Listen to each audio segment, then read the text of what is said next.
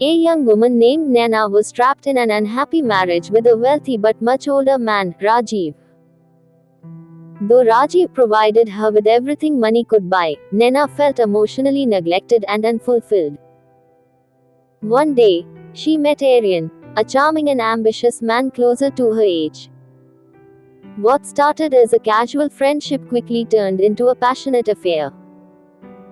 Aryan, however, was more interested in Rajiv's wealth than in Naina herself. Together, they plotted a cold-blooded plan. Naina would gain access to Rajiv's financial accounts, slowly transferring money under false pretenses, forging documents, and making fake investments. Over months, they siphoned off a large portion of Rajiv's fortune without him realizing. Once the money was safely hidden, Naina and Aryan decided to eliminate Rajiv to tie up loose ends. One night, Naina drugged his drink while Aryan waited outside with a stolen car, ready to stage a fatal accident. But things didn't go as planned. Rajiv survived and managed to call the police. As the investigation unraveled, the betrayal came to light. Aryan fled, leaving Naina to take the fall. In the end, her web of lies, love, and greed collapsed, and the price she paid was everything. After Aryan disappeared, Naina was arrested and charged with attempted murder and financial fraud. But she was clever. She used her charm and tears to portray herself as a manipulated victim, claiming Aryan had blackmailed her into everything. With little concrete evidence against her, the court gave her a lighter sentence. Out on bail, Naina went underground. But she hadn't forgotten Aryan's betrayal. Months later, Aryan was living in another city under a fake identity, enjoying the stolen money. One night, he received an anonymous message, "You forgot me too soon, darling." Before he could react, he was kidnapped. He woke up in a remote farmhouse, tied to a chair.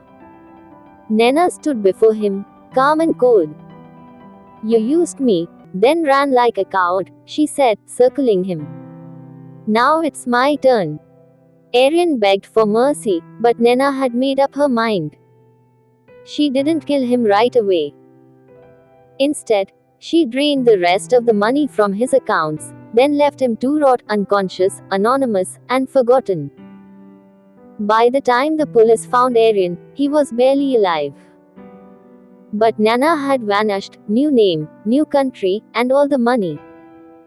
Rain lashed against the broken windows of the abandoned farmhouse. Aryan, bruised and tied to a chair, groaned as he came to. The dim light flickered. His mouth was dry. Blood crusted along his forehead. From the shadows, she emerged. Naina. No longer the soft-spoken lover he once knew, her eyes now cold, her voice steady. "You always underestimated me," she said, calmly pouring herself a drink. "Thought I'd break down after you ran away with everything." Aryan's voice cracked. "Naina. Listen, we were in this together." I panicked. "I thought you got caught." She laughed softly, swirling the drink. "You thought? That's always been your problem." She stepped closer. "I went to jail. I lied, cried, played the victim. Everyone bought it. But I never forgot who really betrayed me." Aryan struggled. "You're not a killer." She leaned in, whispering, "No. I'm something worse." The next day, a local farmer found Aryan barely breathing, dumped in a roadside ditch. His memory, scattered. His money gone. No trail, no fingerprints. Just a single card tucked into his pocket. "Trust is expensive. And you couldn't afford it." N. Meanwhile, somewhere across the ocean, a woman sipped champagne on a luxury yacht, her smile soft but her eyes hard. She looked out at the waves and whispered to herself. 2 years later, Interpol received an anonymous tip. A woman matching Naina's description was living under the name Meera Kapoor in Dubai. A high-profile real estate investor, quiet, smart, and never in the spotlight. Detective Alia Verma, who had always suspected Naina faked her innocence, flew in undercover. At a charity gala, their eyes met. Naina, Alia said softly. The woman smiled. I'm afraid you've mistaken me. Perhaps, Alia replied, handing her a red envelope. But if you are her, you'll know what to do with this. Inside was a single photo Aryan, alive, smiling in a hospital, and a handwritten note. We both survived. But only one of us is free. That night, Naina stood alone on her balcony. She had the money, the power, and a new life. But she also had ghosts of a man she once loved, and of the woman she once was.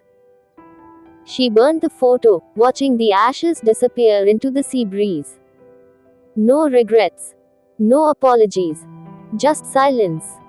And the knowledge that in the game of love and betrayal, she had already made the last move.